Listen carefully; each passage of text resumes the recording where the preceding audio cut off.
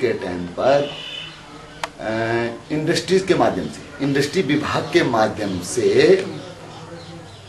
ये जमीन उनको दे दी गई, स्टेट डेवलपर्स को दी गई। अच्छा।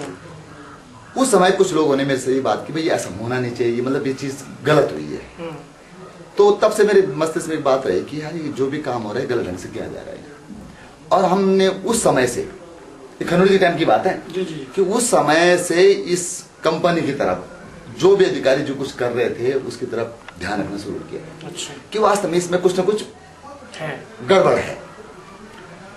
जब मान्यवर निशंक जी मुख्यमंत्री बने तो एकाएक, क्योंकि हमारे संपर्क ऑलरेडी थे उन लोगों से कि इस कंपनी में क्या हो रहा है क्या नहीं हो रहा है, तो एकाएक जो है एक ही दिन में एक ही टेबल पर माननीय निशंक जी ने जो है कंपनी को जगह दे दी।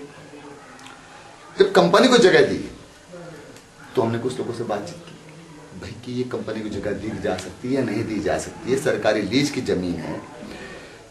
तो उस टाइम लोगों ने भी, यहाँ तक कि मैंने कुछ राजनीतिकों से बात की, यहाँ तक कि कुछ वकीलों से बात की, तो उसमें कुछ चीजें, टेक्निकल चीजें सामने आई कि एक तो इसमें एक सबसे बड़ी एक चीज थी कि कंपनी को रिवाइव करने के लिए, क्योंकि इन्होंने क्या किया, सबसे बड़ी जो इनका जो इन्होंने स्टूडियो से जो जमीन मांगी वो कंपनी को रिवाइव के लिए मांगी गई। अच्छा।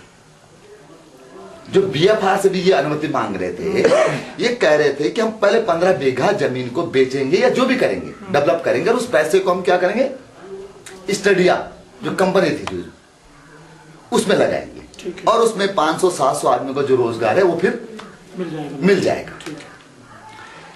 तो रिवाइव के लिए, कंपनी को रिवाइव करने के लिए उस टाइम जो सारा खर्च किया गया वो था खर्चा 20 और 25 करोड़ के बीच में। 20-25 करोड़ का अरेंजमेंट कंपनी करे तो कंपनी जो है 500-700 लोगों का रोजगार की कंपनी ने एक वो दिखा दिया। अच्छा। तत्काल बाद जब 20-22 करोड़ में, 25 करोड़ में कंपनी रिवाइव हो सकती है तो उसकी जगह 200 करोड़ की जमीन क्यों दी गई? ठीक है। और 2003 से कंपनी रिवाइव के नाम पर प्रशासन पे या राजनीतिकों से जमीन को अपने पक्ष में करा रही है, सिर्फ रिवाइव के नाम पर। और रिवाइव के नाम पर कंपनी ने आज तक भी एक ईंट नहीं रखी हुई। तो ये मेरे मस्तिष्क में एक बात है कि भाई उत्तराखंड के साथ में जो है ये एक बड़ा भारी षड्यंत्र चला आ रहा है ये कि उत्तराखंड की जो महंगी जमीनें हैं, पहले तो हमारे पास जमीन है नहीं, आज भी हम चिल्लाते हैं, हमारे प्रदेश सरकार चिल्लाती है कि भाई हमारे पास जमीन नहीं, कहाँ है जमीन हमारे पास?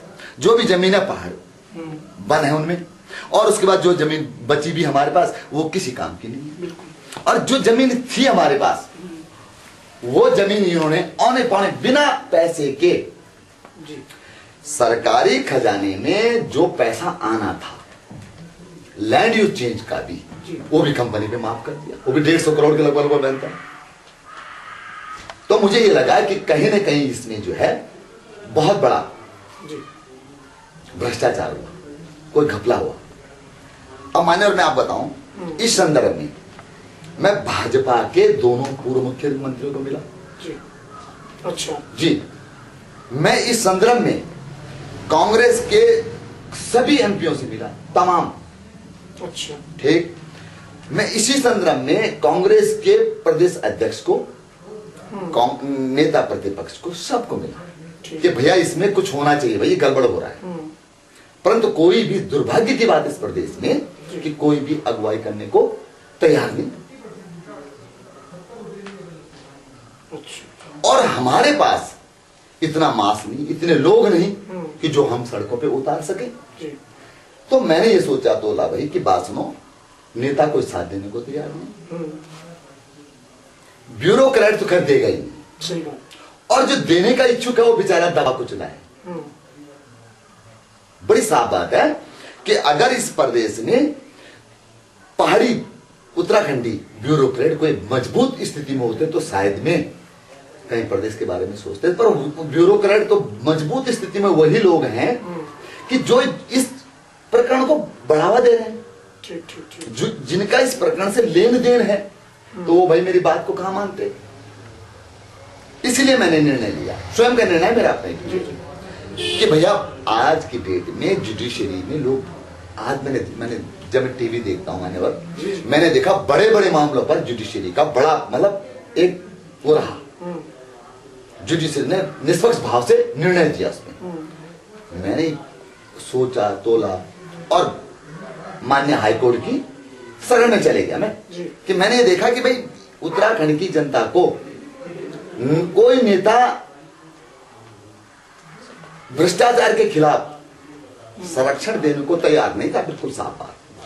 अच्छा। अब मुझे मेरे मन में सिर्फ हाई कोर्ट के प्रति जिज्ञासा थी और एक आशा भी थी, किरण थी कि थोड़ी ताकत से हो सकता है इस प्रदेश का इतना बड़ा जो भ्रष्टाचार जो कई 100 करोड़ का है वो रुक जाए और प्रदेश की जमीन प्रदेश में रह जाए।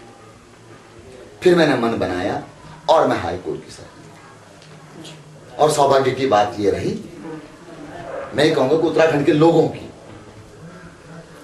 ये ताकत जो मुझे मिली, आपको सच कह रहा हूं, उत्तराखंड के जो तमाम आंदोलनकारियों की ताकत है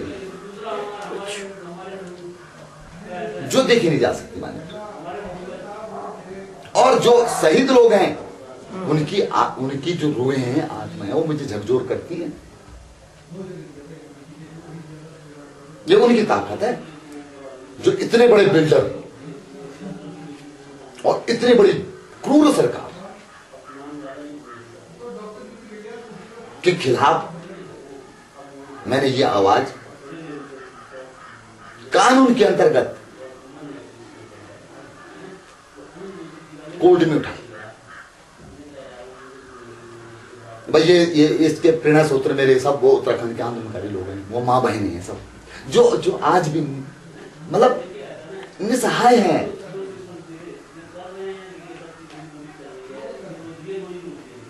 जो आज भी 2 जून की रोटी के लिए जंगलों में खेतों में संघर्ष कर रहे हैं, जिन्होंने अपने बच्चे का भविष्य देखा था इस उत्तराखंड राज्य के निर्माण में।